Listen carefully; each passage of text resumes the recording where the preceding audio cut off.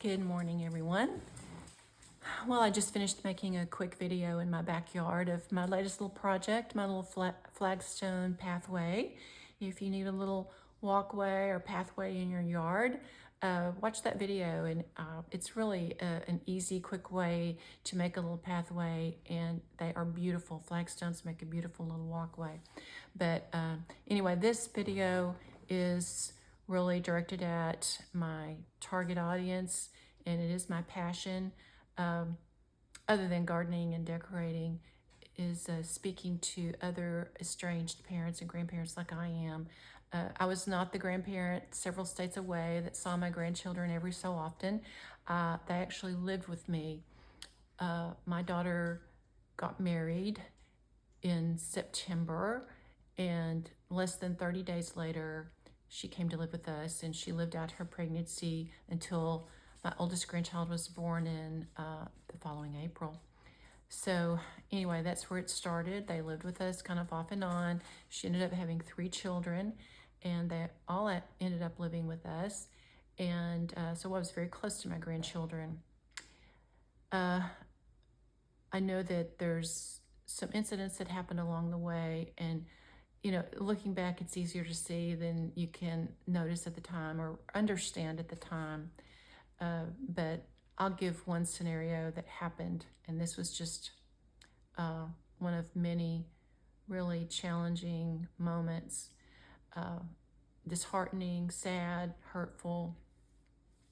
But my daughter was working for a daycare in a small town outside of the Metroplex, and so I would drive out 2 or 3 days a week and get the kids, because it was a really long day for her and especially for the kids. So I would go out and pick up the kids and take them to get a little treat, take them to my mom's, put in a movie, maybe let them take a nap, rest a little bit, because it was such a long day at the daycare, and so that kind of shortened their day and gave them time to have a little rest in the afternoon because they were young. But one particular day, I went to get the kids, and I went back and saw my daughter, and I could tell something was off. She wasn't acting quite her normal self, but I went ahead and got the kids, went out to my car, got them all buckled in the car, and then my daughter came storming out of the daycare, and she proceeded to swing open the doors and start grabbing the kids, and it went into the normal chaos of the kids screaming and crying and none of us understanding what was going on. I followed her back towards the door of the daycare.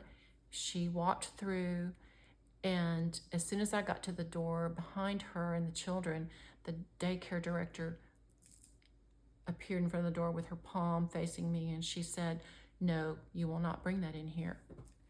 And I thought, what is she talking about? What am I bringing in here? You see me 2 or 3 times a week. I come in and I get the children and I leave with them, no incidents. So obviously it's something that she had been talked to about from my daughter, something she had been told by my daughter. I had no idea.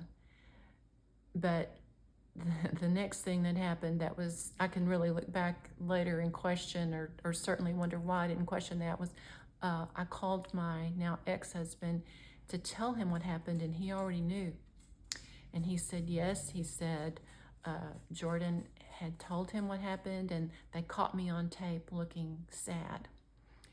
And I'm not sure how long it took me to figure out, but the goal was to catch me on tape looking angry, so it could be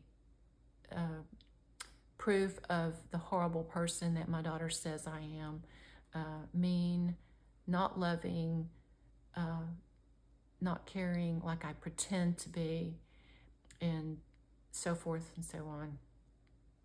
But at the time, I didn't really realize that. You just don't think about things like that happening. I didn't come from any kind of background or being around people that did such things, and like most things, it's easier to see looking back, and then you start putting pieces together. But anyway, suffice it to say, my daughter was trying to catch me, or catch something on me that would basically back up her narrative of what a horrible person I am.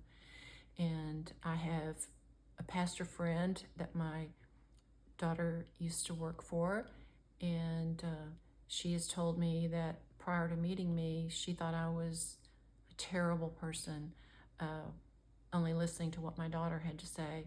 And I've heard some of the specific things my daughter has said about me that are not true. And it's caused a lot of people, I think, to have nothing to do with me anymore.